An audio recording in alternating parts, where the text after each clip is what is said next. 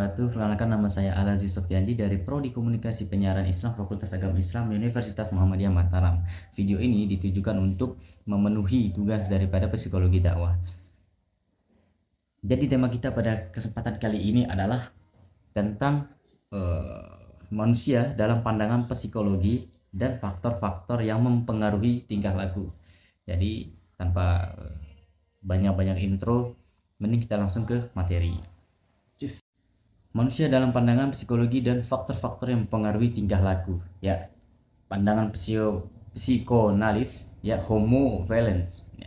Ada tiga komponen. Yang pertama ialah ide atau komponen biologis, yang kedua ego, komponen psikologis, yang ketiga adalah superego, komponen sosial. Perilaku manusia merupakan hasil interaksi dari tiga subsistem dalam kepribadian manusia. Yang tadi itu Freud. Lalu ada yang tiga subsistem dalam kepribadian manusia. Yang tiga tadi itu, yang pertama ialah komponen biologis, yakni dorongan biologis manusia atau pusat insting, hawa nafsu, ya, egoistis, tidak bermoral dan tidak mau tahu tentang keadaan. Yang kedua ada komponen psikologis. Nah, mediator antara hasrat hewani dengan tuntunan rasional atau realistik, ya, bergerak berdasarkan prinsip realitas atau reality principle. Ya. Yang ketiga ialah komponen sosial. Nah, dorongan untuk patuh pada norma sosial dan kultural masyarakat. Itu komponen sosial. Lalu ada faktor-faktor personal yang mempengaruhi tingkah laku. Ada faktor biologis, ya, yakni kebutuhan dasar seperti makan, minum, istirahat, reproduksi dan lainnya. Lalu ada faktor sosio-psikologis, yakni sebagai makhluk sosial, manusia memperoleh karakteristik dari proses sosial karakter tersebut, ya, mempengaruhi perilakunya. Terdiri dari tiga komponen, ya, yaitu ada afektif terkait aspek emosional, lalu ada kognitif terkait aspek pengetahuan, dan konatif terkait dengan kebiasaan dan kemauan bertindak. Lalu ada afektif, kecenderungan bertindak, berpersepsi, berpikir, dan merasa dalam menghadapi objek, ide, situasi, atau nilai. Ya, ciri-cirinya yang pertama ialah sikap kecenderungan untuk berperilaku, ya, sikap menentukan apa yang diharapkan.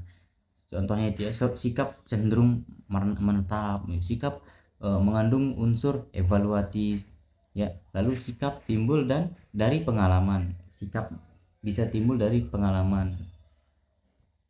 Lalu ada afektif emosi, bagian penting yang terlibat dalam proses penyajian, penyampaian pesan, bahkan pada efek dalam diri communicate, ya, fungsi emosi, ya, pembangkit energi.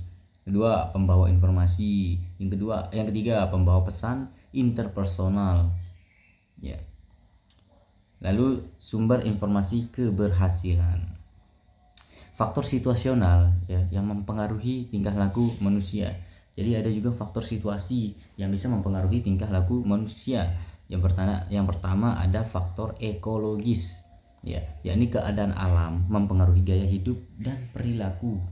Nah, yang kedua ada faktor rancangan dan arsitektual. Rancangan arsitektual dapat mempengaruhi perilaku, termasuk pengaturan ruangan. Lalu yang ketiga ada faktor temporal, pengaruh waktu terhadap kondisi internal manusia.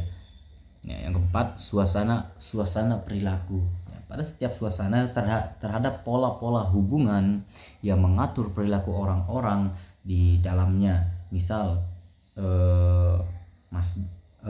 masjid, kelas.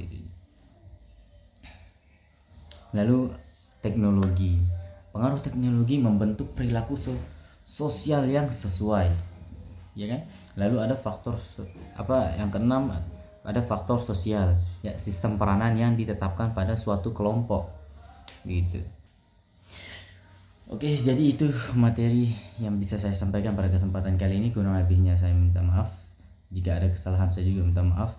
Wassalamualaikum warahmatullahi wabarakatuh.